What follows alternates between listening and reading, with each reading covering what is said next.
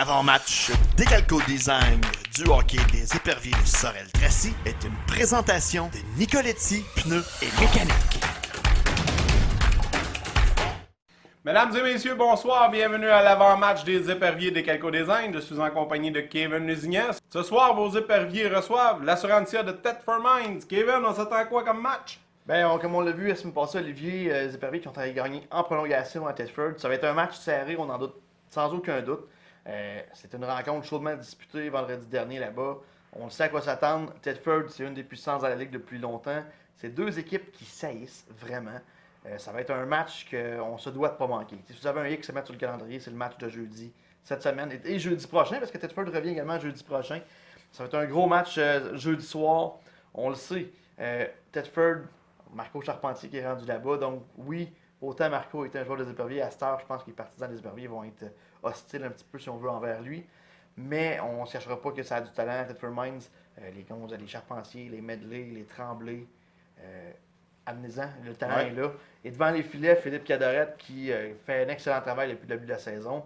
Lui qui était nommé justement étoile du mois d'octobre au sein de la Ligue nord-américaine. On ne se le cachera pas, c'est une grosse formation. Les deux équipes ne s'aiment pas, mais ça va être tout un spectacle entre ces deux formations-là. Oui, puis comme tu dis, la chimie est déjà installée du dernier match qu'on a eu la semaine passée.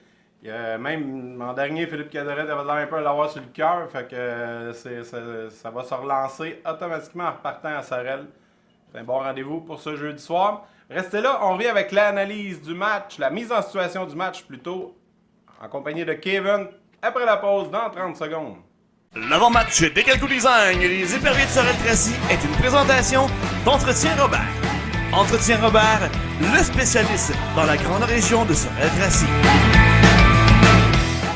Que ce soit pour un café ou pour le plein d'essence, le dépanneur Boileau, c'est la place. Situé à 2 pas de l'autoroute 30, le dépanneur Boileau, c'est beaucoup plus qu'un simple dépanneur. Au dépanneur Boileau, découvrez plus.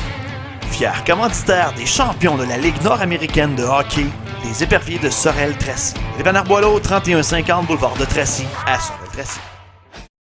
Bonjour mesdames et messieurs, on est de retour dans la mise en situation du match avec Kevin. Quand même, en commençant, belle situation, les 3 étoiles de la semaine dans la Ligue nord-américaine, 2 joueurs des éperviers. Je te laisse en discuter, mais on parle de Anthony Courcelle, la première étoile avec son tour du chapeau. Effectivement, Anthony Courcelle, première étoile chez les éperviers, tour du chapeau la semaine passée, ici même à Sorel-Tracy.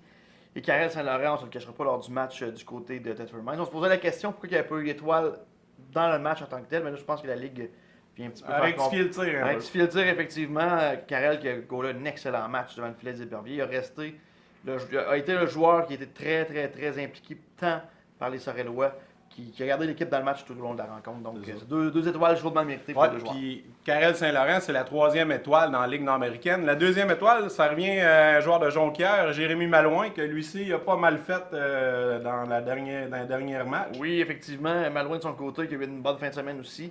Un joueur qu'on devrait avoir à surveiller chez les éperviers dès vendredi, parce qu'on s'entend que les éperviers vont en jouer du côté de Jonquière vendredi soir. Donc, un joueur qui serait là devront avoir à l'œil. Si on revient un petit peu sur le match, Olivier, en tant que tel, le match de ce soir. Juste avant de te lancer là-dessus, je voulais quand même mentionner un fait qui est quand même assez intéressant. Si on revient dans le top 10 des joueurs présentement de la Ligue, on a quand même 2 joueurs dans le top 10. On parle d'Anthony Courcelle puis David Rose au 7e rang, puis Courcelle au 10e là, présentement. Fait que, tu sais, ça met quand même là. Puis si on recule pas trop loin, on a Brodeur. Puis Gadouri qui se ramasse en 14e, qui remonte aussi au classement. Fait que oui, l'équipe travaille bien. Là. Oui, effectivement. On le voit un petit peu du côté de David Rose. Il y a quelques matchs qu'on a manqués. Puis malgré tout, on réussit à conserver 14 points en 11 matchs. C'est sûr qu'on est loin des 26 points. Yannick Riendo en 14 matchs. C'est une autre histoire, mais il y a quand même 3 matchs de plus. Donc, des matchs qui ont fait que le joueur de Jonquière a fait plus de points à ce moment-là. Toutefois, chez les éperviers, comme tu disais, David Rose contribue. C'est ce qui est le fun de voir, c'est que c'est plus qu'une ligne. Tu sais, David Rose était le centre on peut dire de la seconde unité offensive des éperviers. La première ligne étant celle de Courcelle, Brodeur et Gadouri sont les 3 autres pointeurs de l'équipe. Donc on figure quand même assez bien à l'attaque sorelloise. Puis c'est le fun d'avoir une attaque aussi diversifiée. Ça vient très bien complémenter le trio. Oui, effectivement. Puis non loin derrière, André Louvet-Morissette qui est en 22e place, toujours avec 11 points en 12 games. Donc près d'1 point par match aussi.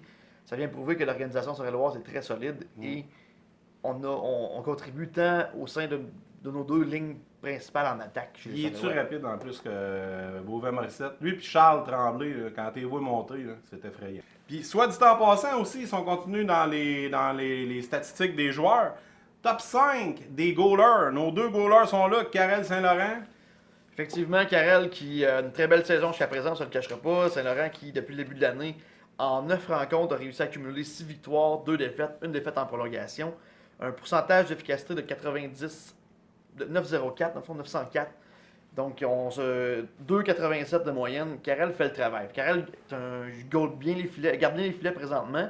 Puis ce qui est le fun de voir, c'est qu'on a Paul Bourbeau qui, on peut dire que c'est sa première saison complète dans la Ligue nord-américaine avec les Éperviers. En 4 rencontres, 3 victoires, 1 défaite, une moyenne de .892 et 2,75 de moyenne générale. Donc, on s'entend qu'on fait un bon travail chez les Éperviers. Ouais. Je crois que la seule chose qui manque aux 2 gars pour se donner un petit gaz, c'est le petit blanchissage. Le premier blanchissage, toujours le premier à aller chercher. On a passé près chez Bourbeau. Oui, son premier match Oui, un but qui est démarqué à 3 minutes de la fin. Ouais. Puis Saint-Laurent, je crois qu'on va être on est sur le point de voir le premier blanchissage de Karel, parce que Karel a fait du bon travail devant les Éperviers. Karel, il s'est vraiment installé cette année devant le filet des Éperviers. Il a trouvé une confiance en lui qui des fois, il était ébranlable un peu dans les autres saisons, mais cette année, on le voit vraiment sûr de lui. Moi, j'ai pas vraiment rien à reprocher à Karel présentement. Non, effectivement, Karel garde les filets comme jamais. On voit que la confiance est vraiment là. Le travail qu'il fait semaine après semaine, on s'entend que Karel touche la glace plusieurs fois dans la semaine et ça paraît. Et là, c'est là qu'on voit que son efficacité est aussi très importante. Puis, malgré tout, on compare des fois avec les gardiens entre eux. Puis, on s'entend que Cédric Desjardins est un des bons gardiens dans la Ligue. Ben Mais oui. Cédric est en haut de lui avec 2 matchs de jouer de plus. Mais si on regarde l'efficacité en tant que telle, la moyenne de Cédric Desjardins, c'est du 3,71 pour Saint-Laurent qui est du 2,87. Donc, ça vient prouver que le gardien des Éperviers fait encore un meilleur travail que l'autre gardien Puis il y a une autre affaire aussi que ça veut dire, c'est que Stéphane Ménard fait du bon boulot en arrière du banc du Canadien, en arrière du banc des Éperviers, excusez, sur les gardiens de but. Il y a une bonne technique de travail. Oui, mais Stéphane, on se le cachera pas, Stéphane, c'est un travailleur acharné, puis je crois que les 2 gars travaillent dans le même sens que lui présentement, puis on se doit de continuer de la sorte.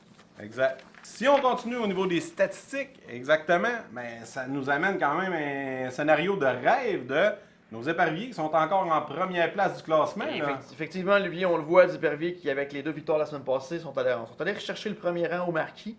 Ils Saint-Éloi qui ont 1 point d'avance et un match en main face à l'équipe de Jonquière. Ces 2 matchs qui, cette fin de semaine, se doivent d'être remportés parce que tant les 2 points face à Thetford vient augmenter l'écart avec l'équipe de Thetford et également augmenter l'écart avec les marquis parce qu'on s'entend qu'aller gagner à Jonquière le vendredi, c'est pas très facile de ce côté-là. Ça va être un week-end qu'on peut échapper. Je pense que c'est un week-end qui pourrait être décisif pour le reste de la saison en tant que tel. 2 victoires cette fin de semaine pourrait être quelque chose. C'est le temps de se mettre des points dans le grenier. Là, parce effectivement. Ouais, les fêtes arrivent puis on sait jamais. Oui, on a eu quelques blessures chez les Éperviers, mais rien de vraiment grave. Donc, c'est une fin de semaine de 4 points, puis on se doit de gagner les 2 matchs en fin de semaine. Bon, ben, c'est ce qui met quand même la table pas mal pour le match de ce soir. Ce soir, il n'y aura pas d'autres matchs non plus dans la Ligue nord-américaine et le match sera télévisé sur lnh.tv sur les coups de 20h sur lnh.tv. C'est ça. Fait on vous souhaite un bon match. On vous attend au Colisée. Kevin, on vous attend en grand nombre. Faites vite, on sait qu'il est tôt présentement, mais déjà les gens ont manifesté leur désir de se présenter au Colisée Cardin. Puis je vous le dis, ça va être un match à ne pas manquer entre ces 2 formations-là. On le sait, c'est 2 équipes qui se détestent. Je serais pas surpris d'atteindre 1000-1200 personnes ce soir. Facilement, moi aussi. Là, on s'en va avec Kevin. On va aller rencontrer 2 joueurs des Éperviers dans les coulisses du Colisée Cardin. Kevin, on s'en va rencontrer.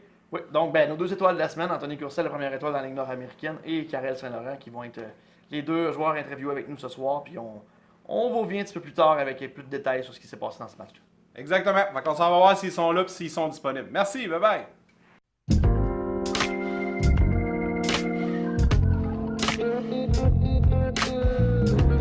Cherchez une ambiance chaleureuse et décontractée, le San Marino est tout indiqué. Déjeuner, pizza, brochette, pâtes ou fruits de mer. Que vous soyez entre amis ou en amoureux, nous vous attendons dans notre salle à manger, fraîchement rénovée, au 8000 route Marie-Victorin, Sorel-Tracy. Chez San Marino. On a la chance cette semaine de s'entretenir avec la 3e étoile dans la Ligue nord-américaine, Karel Saint-Laurent. Karel, félicitations premièrement pour ton étoile cette semaine. C'était un gros match à Thetford vendredi dernier. On sait à Thetford, c'est jamais facile pour les éperviers, mais tu as réussi à garder le fort et justement, on est sorti de là avec les 2 points.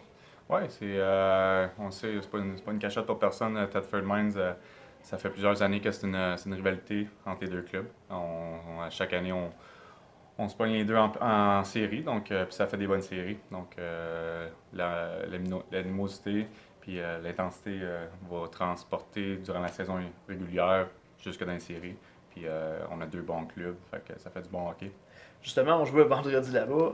On s'en revient bord de bord assez vite. Ce soir, à Sorel, justement, Thetford qui revient, puis c'est encore à toi de garder le fort devant le filet. Oui, écoute, on a, comme je dis, vendredi passé, on s'est présenté là-bas. On voulait avoir un week-end parfait. Je pense qu'on méritait, là, on travaille fort, puis on avait joué une bonne game contre le Cool FM la veille. Mais Thetford Mines, avec le line-up qu'ils ont, c'est une équipe qui, à chaque soir, c'est difficile de jouer contre eux. Je pense qu'on regarde les 3 games qu'on a joué contre eux cette année, il y en a 2 sans prolongation, puis l'autre, je me souviens pas du score, mais c'était une game serrée jusqu'à la fin. Oui, ben c'est ça. Face à Thetford, on s'entend que la rivalité est omniprésente. Là, si on parle, outre de Thetford ce soir, un gros week-end avec Jonquière demain soir, justement. On s'attend à voir. On sait que les 2 points ne sont pas faciles, tant jeudi soir que vendredi soir, mais ça va être un match aussi chaudement disputé vendredi à Jonquière. Oui, ben, dans le fond, le fait de jouer un jeudi, demain matin, les boys rentrent à la job, puis après, on finit plus tôt, on fait la route jusqu'à Jonquière, on veut pas. C'est une adaptation, mais ça va être une bonne game. Eux aussi, c'est la même chose pour eux. Je pense qu'on leur en doit une. On a perdu la dernière game contre eux à la maison. On l'a échappé dans les dernières minutes de la game, mais là aussi, ça va être intéressant d'aller voir pour la première fois au Palais des Sports là-bas. Tu penses-tu que ça peut être un plus, justement, d'avoir joué le jeudi soir, d'être déjà un petit peu frais et dispo pour le match de vendredi versus l'équipe qui n'a pas joué depuis une semaine? Ça peut être un avantage. Ça peut être un avantage, surtout en début de partie. Début de partie, on peut peut-être avoir le edge sur eux, en patiner un petit peu plus, tandis qu'eux, ils cherchent à peut-être retrouver leurs jambes. Mais ça reste que avec le talent qu'il y a dans cette ligue-là, chaque équipe a de la parité. Tu peux pas prendre 10 minutes tu peux pas prendre un 10 minutes pour te remettre dans le game, tu vas perdre la game. Il faut que tu sois prêt dès le début. Là. Et là, ce soir, on revient sur le match de ce soir face à l'Assurantia. On a un ancien coéquipier, Marco Charpentier, qui va être omniprésent, va tirer souvent en ta direction ce soir. Et on sait que du côté de Thetford, on va avoir un petit Francis Charette qui se rajoute dans la formation également ce soir. Fait que ça fait 2 joueurs que tu dois avoir à l'œil, justement. Oui, Charpie, je pense qu'on le connaît. Il a eu son historique dans la ligue. C'est un gars qui aime avoir la rondelle, qui aime créer des jeux avec sa rapidité, il aime lancer au filet. Donc pour moi, c'est un joueur comme les autres. Faut que je fasse face à la rondelle, que je sois prêt à toute éventualité, parce qu'ils ont plusieurs autres Charpie, ils ont plusieurs forces à l'attaque et à la défense. Donc faut rester alerte sur tous les joueurs. Bien, merci à toi, bonne chance pour ce soir, puis on se revoit éventuellement. Merci beaucoup. Merci. Ce segment de l'avant-match des Éperviers de Sorel-Tracy est une présentation de Yannick Caisse, courtier immobilier. Belle entrevue avec Karel Saint-Laurent. Donc, on vous attend pour le match. Puis, Oui, malheureusement, on n'a pas réussi à avoir Tony Courcelle, lui qui était occupé par le travail. On sait qu'il travaille dans la région de Montréal et c'est un petit peu difficile avec les déplacements. le trafic, la neige. C'est pas grave, on vous le garde pour plus tard, avant les fêtes, on va rencontrer Anthony. Et on vous demande de rester à l'écoute aussi également, on va avoir quelques petites surprises, l'après-match qui s'en vient dans quelques instants. Tout un après-match. Et on vous prépare un petit quelque chose pour le temps des fêtes partisans des Éperviers, vous allez être surpris. Bonne soirée et on se revoit à 21h. Et on se revoit à 23h. À 23h.